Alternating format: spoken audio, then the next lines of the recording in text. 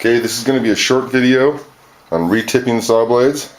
This blade has already had the old teeth knocked off and it's been cleaned up with a nice clean brand new wire wheel. You don't want to get contaminants from the wire wheel into the seats of the teeth. Each one of these seats is going to get a whole new carbide tooth welded into it. This is the flux that I've been using. I'm very happy with it. The word purified doesn't mean that it's had anything removed from it. It simply means that it's been ground finer than their regular flux. It tends to not push teeth off or gum up the way the more coarse flux does. I also water mine down a little bit in a separate container full of ball bearings, and I shake it vigorously to make sure that all of the larger pieces that can stick together over time in the larger jar have been broken back down into their fine qualities. So I use this purified flux for two purposes. One is, of course, to flux the welding areas or the brazing areas of the teeth, but I also use it to protect the sides of the teeth and a little bit down the sides of the blade from turning blue in the heat. It just makes the blade a little bit prettier at the end of the process for the customers. It also prevents the need for us to sandblast any of the edges of these blades after they've been fluxed.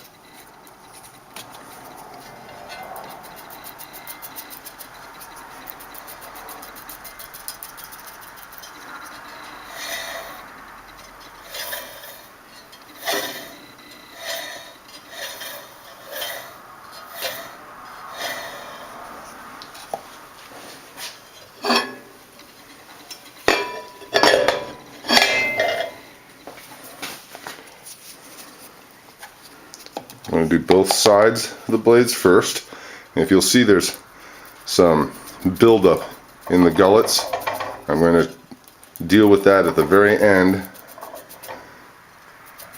by spreading the excess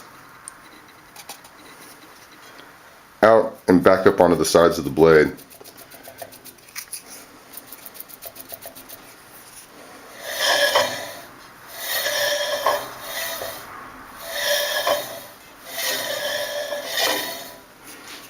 Now I'm going to go into these gullets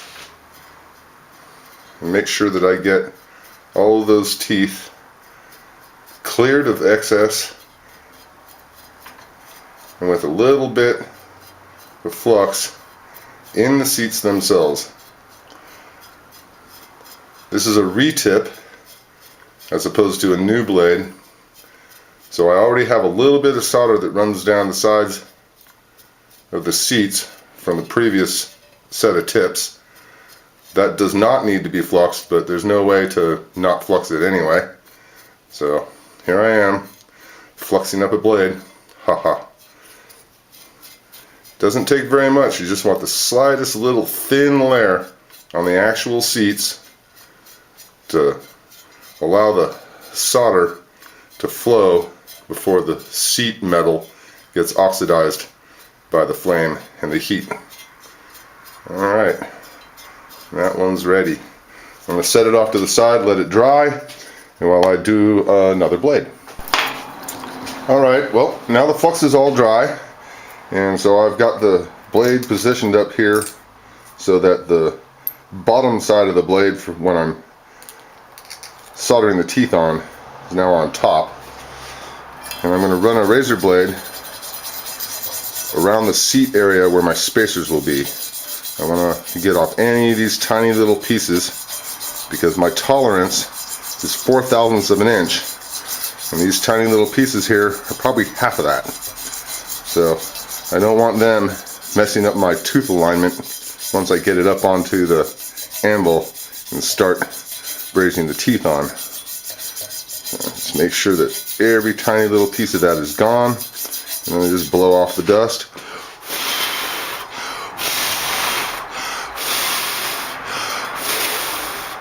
And now this one is ready to go on the anvil for brazing.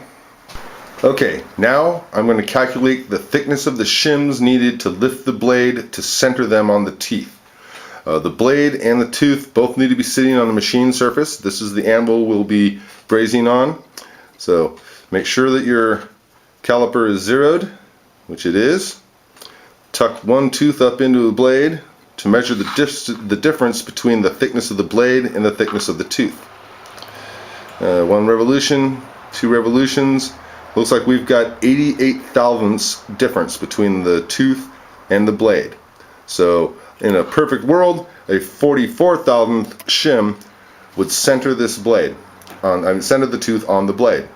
However, when you heat up the steel and you heat up the carbide, they both have thermal expansion. The center of the blade is determined by the shims further in where they stay cold. So the center line of that blade is going to remain constant. The tooth will expand on both sides evenly. Whereas the tooth, which is laying on the anvil itself, when it thickens, it actually brings the center line of the tooth up off of the anvil just a thousandth or so. So I want to make sure that my shims compensate for that. So I want my shims slightly over 44 thousandths. Just a little tiny bit, but that will end up centering the teeth better and make it more possible for the final sharpening to be done in a single pass. If a tooth is off center, often it takes 2 passes through the sharpening machine to get it just right, and every pass costs money. We want the customers to get a low price, and we want our product to be consistently centered every tooth, every blade, every time. So now I'm going to measure one of the shims, which I've deliberately left a little small so I can show you how I adjust these. This is just a washer. I had a bunch of washers in my shop, so I mic'd out a bunch of them, and I found that this particular set of washers were very consistent on thickness. So I have this one set, and it's 42 thousandths thick. So I want to thicken this up just a little bit. So what do I thicken this shim with? Well, since it stays far away from the actual heat, I can thicken it with clear transparent tape. And this transparent tape turns out to be a couple of thousandths thick. A little bit less sometimes, a little bit more depending on what brand. But I'm going to lay one more layer down on this and turn it so I don't measure the tape. And we'll try this again. So it went from 42 to just over 44. So that would be perfect in that perfect world that we were talking about. It's not quite thick enough, but I don't really want it 2 thousandths thicker either. So I'm going to just leave it be. It's just a fuzz over 44, which is going to be close enough as long as they are all the same. So now I'm going to go ahead and go back to these other 3 shims, and I'm going to thicken them all up so that they'll be together, and I will trim off the excess tape, and then I will explain why we use 4 shims instead of 3. Okay, this is a short section about placing shims under a blade. As you see, I have 3 of the shims placed along my little blue marking line, keeps it off of the fluxed part of the blade. And I have 3 of them set there because 3 stool legs makes for a very stable stool, and if you set your blade on 3 spacers, it will be as centered as it can be, but there's a downside to that. The downside is you won't be able to recognize a warped blade. So let me set a blade on these 3 shims and we'll check it out.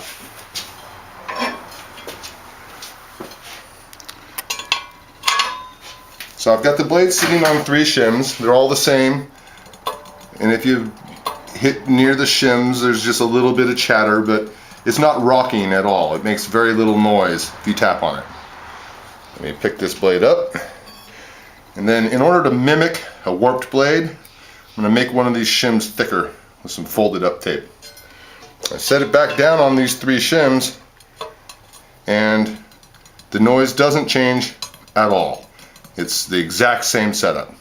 So no matter how warped the blade is, if it's sitting on 3 shims, it's going to sound like it's a good blade.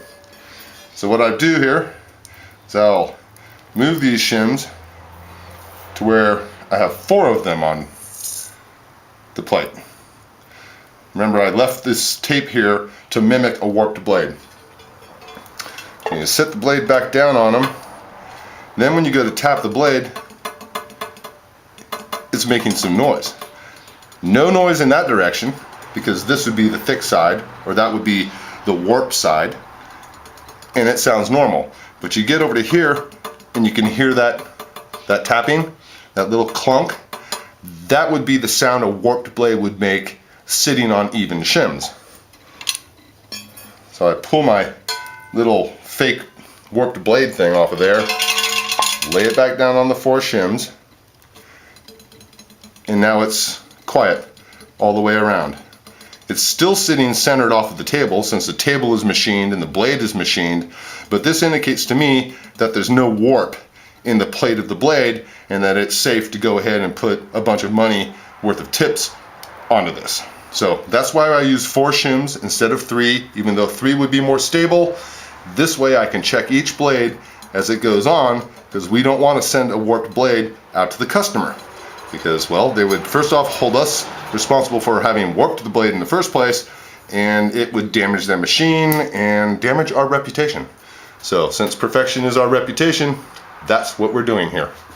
Alright, so now that I have the shims are all set, the blade's been checked to make sure it's not warped, and I've spread a handful of teeth around the outside of the blade, put on my strong glasses so I can see what I'm doing, and then before I actually start setting the teeth, I'm going to put a little weight on the center of the blade, just so that I don't move the blade around pushing on the teeth, putting them into the seats.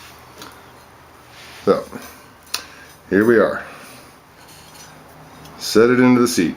Just leave it there. You want them close. See, they don't all have to be perfect, because you're going to be touching them with the tool as you're soldering them in. Just, this is a lather, rinse, and repeat process. I tend to leave them a little bit open at the top. It'll close at the bottom. It helps me see the solder when it starts to flow. But this is a personal preference thing. And every now and then you'll feel one, like this one right here. I felt it as I was sliding it in. I felt a little flux. I didn't quite get all the flux off the seat, or I mean, there was a ball of flux there. So I just rub it back and forth. It blows underneath and it's out of the way. Easier to do it now than to try to fix it when you have a torch in one hand. So this is just a fussy process, and it takes a while. So I think I'm just going to go ahead and cut the video, because, well, if you've seen one tooth go in, well, you've seen them all.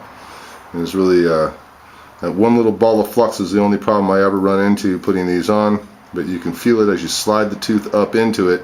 If there's anything on that seat, it makes a grinding in your fingertips, and you can go, oh, okay, stop, rub it in, move on to the next tooth.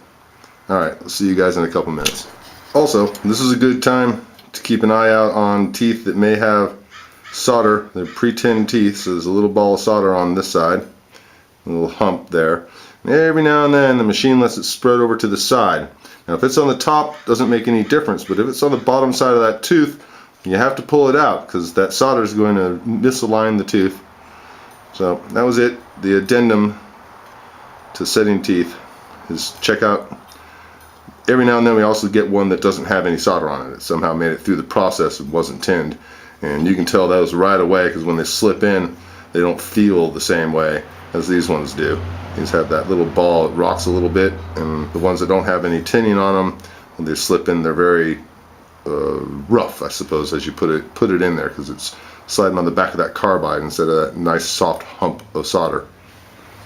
Okay, this is just a little bit about the tool that I use to hold the teeth into place. I've created this little notch in the end of a flattened piece of steel. The point is what I use to actually touch the tooth with, but the little notch comes in handy if I were ever to accidentally pull one out. I can use it to reseat the tooth, except for the camera's in the way. Oh, there we go. So that way I could reseat the tooth. But the little angle that I have at the tip of that, see that little curve? It keeps the point up off of the bottom so that I don't rock the tooth by hitting it too low or too high. I can slide in, tap it into place, move on to the next one, tap it into place, or move on to the next one in the other direction, and tap it into place while the solder's hot. So the little angle keeps me from hitting the bottom of the tooth and knocking it over, or hitting the top of the tooth and again knocking it out of alignment. So that's what the weird shape on the end of that tooth is for, is for me to be able to manipulate these teeth while they're red hot and the solder's flowing. I can keep them in place, knock them out, put them back in, knock them all over the place, swing them around, whatever it takes. Here, I'm going to move this one over to where the camera's not in the way, and that's how I end up putting them back in. There we are. This is going to be interesting to do this with the camera in the way, so forgive me if it flubs up at first. Okay, so now it's time to solder some teeth on. As you can see on the right side of the frame, I've been practicing with the camera, trying to get it to be able to show the colors of the steel. I'm going to start by heating up the steel of the blade, letting the blow-by of the flame warm the tooth. I can see the solder starting to flow. And tap it in, make sure it's on its seat, and then I pass the tip of the flame on the solder one last time to get it to wick down to the bottom of the tooth. I'm going to do this to the next one. I'm heating up the steel with the tip of the torch and letting the blow-by heat the solder. And once it starts flowing, just tap it into place. I heat the solder one last time, move to the next tooth. Heating up the steel first each time. I want the steel hot before the tooth is hot, or at the same time would be nice. And then one pass along the solder to get it to flow nicely on the bottom side. As soon as the solder starts to flow, that's when you get to push the tooth into place. Heat it up one last time, trying to keep the steel from getting orange. I only want it red. Every now and then you overheat the steel, but that's better than overheating the carbide. This is the next one, and as you can tell, this is time consuming, tedious, and exacting.